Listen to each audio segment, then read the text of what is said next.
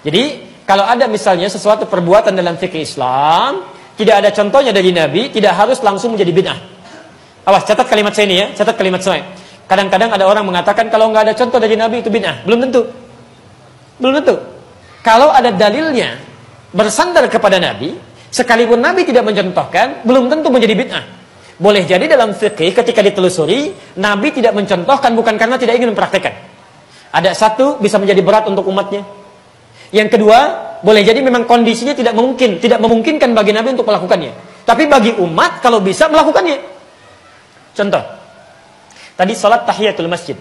Nabi selama hidupnya, Anda silakan buka kitab-kitab hadis, tidak pernah melakukan tahiyatul masjid selama hidupnya.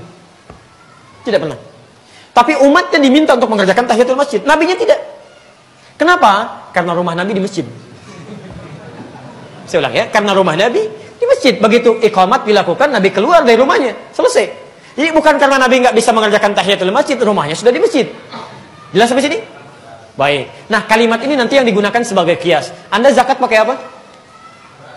Masya Allah, alhamdulillah. Nabi pernah zakat pakai beras?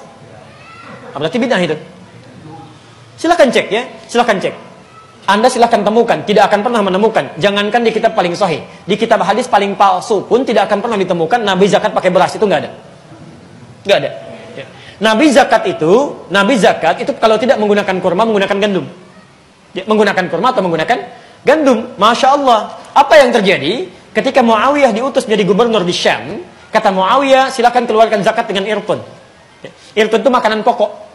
Ditafsirkan oleh beliau, gandum kurma itu makanan pokoknya di zaman Nabi, di tempat Nabi. Ketika beliau menjadi gubernur di Syam, makanan pokoknya sebagian tempat ada yang beda. Maka silakan gunakan zakat dengan makanan pokok itu. Nah, maaf, makanan pokok kita apa di sini? Itu makanan pokok antum. Ya, makanan pokok saya nasi. Kalau beras itu makanan pokok bagi hewan yang punya tembolok. Ya? Baik. Ayam itu beras, ya. Angsa itu beras, baik ya. Kalau saya nasi, ya, alhamdulillah. Baik, nasi sumbernya dari mana?